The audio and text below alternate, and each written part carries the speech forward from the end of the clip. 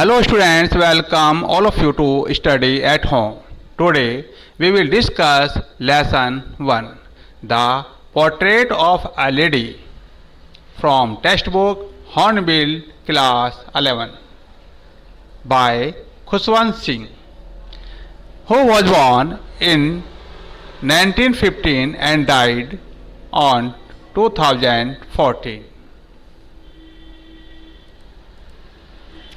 About the writer, Khushwant Singh is India's best known writer and columnist. He has been founder editor of Yojana and editor of the Illustrated Weekly of India, the National Herald and the Hindustan Times. He is also the author of many books which include the novels Train to Pakistan, The Company of Women, A History of Sikhs, etc. and he writes Urdu poetry also. Khushwant Singh was a member of parliament from 1980 to 1986. He was awarded the Padma Bhushan in 1974, but he returned the decoration in 1984 in protest against the storming of the Golden Temple by the Indian Army. In 2007, he was awarded the Padma Bhushan. Padma Vibhushan. Summary in English. The story, The Portrait of a Lady, depicts the bond of familiar relationship between a grandmother and her grandson. The grandson means here author Khushwant Singh lives with his grandmother in their village house. The content of the chapter: life in village. Second is change in lifestyles, growing separations, author's return, and at the last, grandmother's death. Life in village. Life in a village, his parents have moved to the city and for the time being he is under the guardianship of her widowed grandmother. She is a pious and beautiful woman, even though she has grown old and wrinkly. His parents means author parents. Author के parents जो थे, माता पिता थे, have moved to the city, way Nagar settle हो गए for the time being, और इस समय he means here author is under the guardianship of her widowed grandmother. जो author थे खुशवंत सिंह थे, वे अपनी दादी के पास उनके गार्डियनशिप में रहने लगे. She is a pious and beautiful woman. उनकी जो दादी थी, ग्रैंडमदर थी, वह बहुत ही पायस थी, धार्मिक थी और सुंदर लेडी थी. Here, beautiful means inner beauty. Even though she has grown old and wrinkly, यद्यपि वह grown old बूढ़ी हो चुकी थी and wrinkly थी, झुर्रियाँ पड़ गई थी. You can see there here that at the old age how a lady seems. There is wrinkles. She moves slowly with slumped shoulders. She miss her grandmother. जब उसकी दादी मूव्स करती थी, वॉक करती थी धीरे धीरे, तो विद सलाम शोल्डर्स उसके जो कंधे थे नीचे को झुक जाते थे. Hair, this hair is a shoulders. But she is a constant mode of spiritual and religious enchantment. फिर भी वह कॉन्स्टेंट कंटिन्यू लगातार आध्यात्मिक रूप से अर्थात धार्मिक रूप से वह कुछ गुनगुनाती रहती थी, पूजा पाठ करती थी. This gives her an air of calmness. यह उसको, इससे वातावरण में चारों ओर शांति रहती थी. And the author likens to that of snow capped peaks under the winter sun. अब हेयर यहाँ राइटर जो है कंपेयर करता है अपनी ग्रैंड मदर की, कि उसकी जो दादी अम्मा थी वह उसी प्रकार सफ़ेद थी जैसे कि बर्फ से चोटी, पहाड़ की चोटी ढकी होती है और उस पर सर्दी के मौसम में सूरज चमकता है।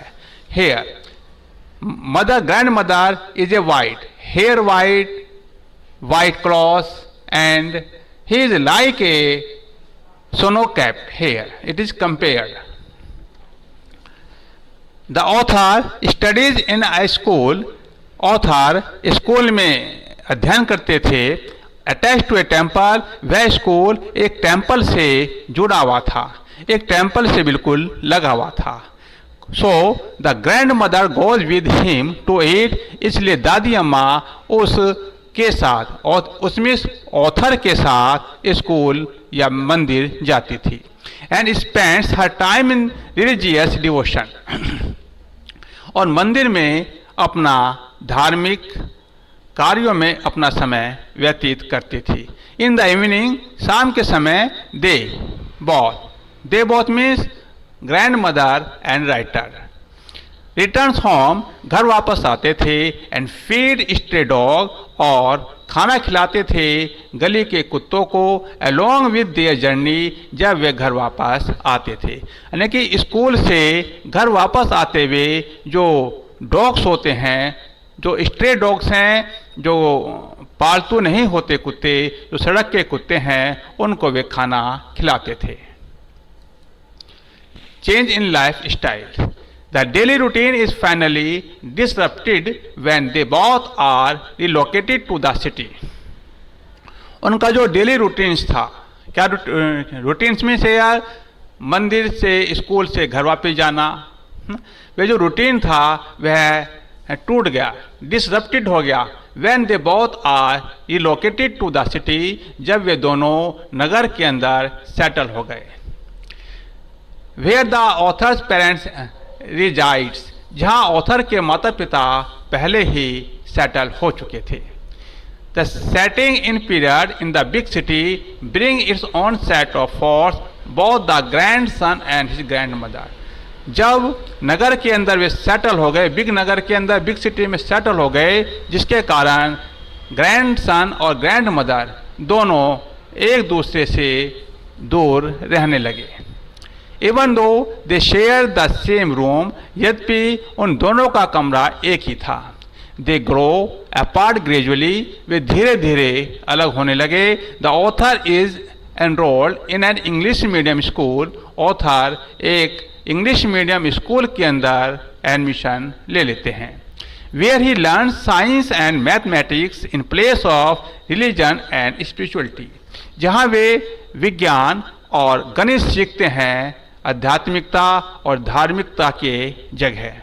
He also start taking interest in music, और ही मिस ऑथर म्यूजिक के अंदर इंटरेस्ट लेते हैं, अपनी रुचि लेते हैं।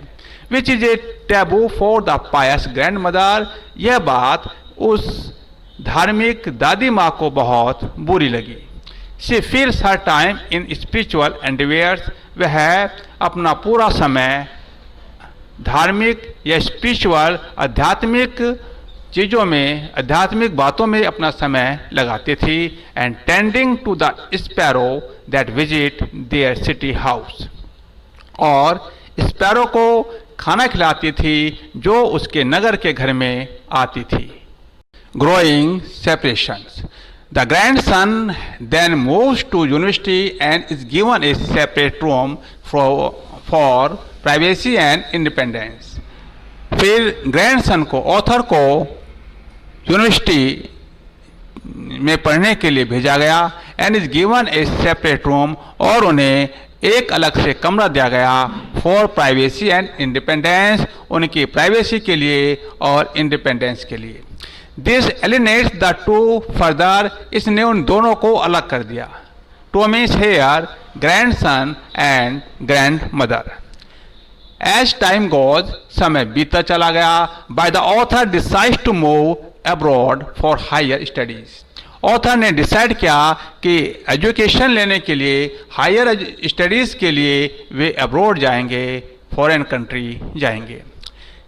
His stay would last 5 years, उनको वहाँ 5 साल रुकना था। सो ही एज्यूम्स, इसलिए उन्होंने मान लिया that it would the last time, कि यह उनका अंतिम समय है, अर्थात वे अंतिम बार अपनी दादी माँ को देखेंगे। He would get to see his grandmother, वे दादी माँ को आखिरी बार देखेंगे। It may be that he would die. She goes to see him off to the railway station, वे अलविदा करने के लिए राइटर को रेलवे स्टेशन पहुंची। दे से देयर वार्म गुड बाय, उन्होंने एक दूसरे को अलविदा किया। Authors returns, when the authors returns home after 5 years, जब ऑथर 5 साल के बाद वापस आए। He is surprise to see his grandmother was in the welcoming party, तो वे सरप्राइज हुए कि उनकी दादी माँ ग्रैंड मदर उस वेलकमिंग पार्टी के अंदर शामिल थी। वेलकम करने के लिए उनकी दादी माँ भी आई हुई थी। बैक एट होम, जब वे घर पहुंचे, she keeps busy with her sparrow, तो वह स्पैरो को फीडिंग करने के लिए, खिलाने के लिए बिजी हो गई। And arrange A celebratory function for the returning grandson, और अपने ग्रैंडसन के वापस आने के लिए एक फंक्शन का अरेंज किया, एक फंक्शन का प्रबंध किया। Grandmother's death, however the festivities don't last long, ये जो फेस्टिविटीज थी, जो खुशियाँ थी, जो त्यौहार था, अधिक नहीं चला। द वेरी नेक्स्ट डे, अगले ही दिन, the grandmother fall sick, दादी अम्मा बीमार पड़ गई। Even though the doctor fears of serious illness, और डॉक्टर को भी डर था कि दादी अम्मा बहुत गंभीर बीमार है, बहुत अधिक बीमार है। She could feel a nearing demise, और सी मिस ग्रैंड मदर, और दादी ने भी महसूस किया कि वह डिमाइस के बिल्कुल निकट है, डेथ के बिल्कुल निकट है। She asked to be left alone, उसने कहा, सेमिस ग्रैंड मदर ने कहा, मुझे अकेला छोड़ दो। And devotes herself to prayer and appreciation of God, मुझे प्रार्थना करने दो और ईश्वर की संस्तुति करने दो, ईश्वर को याद करने दो। Suddenly her rosary drops to the floor, अचानक से जो उसकी जो माला थी, पूजा करने की जो माला थी, जप की जो माला थी, वह गिर गई। As her soul departs to the heavens, और जो उसकी आत्मा थी वह आकाश की ओर चली गई, स्वर्ग की ओर चली गई। इट्स मीन्स दादी माँ मर गई।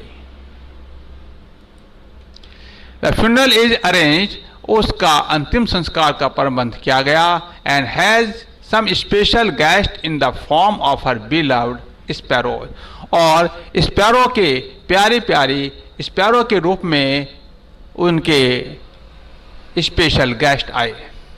That gather around the house, वे घर के चारों ओर बैठ गए। In poetic procession for the dearly departed, जब दादी माँ को हम लेकर जा रहे थे एक जल्लूस के रूप में। As the body of the grandmother leave the house, और जैसे ही दादी माँ की बॉडी को घर से बाहर ले जाया गया, so do the sparrow, untying another string of love, care and familiar concern. तो स्पैरोज ने अपना एक विशेष लव था, केयर था, और जो अब एक पारिवारिक जो चिंता थी उसको उन्होंने दिखाया। Thank you for watching.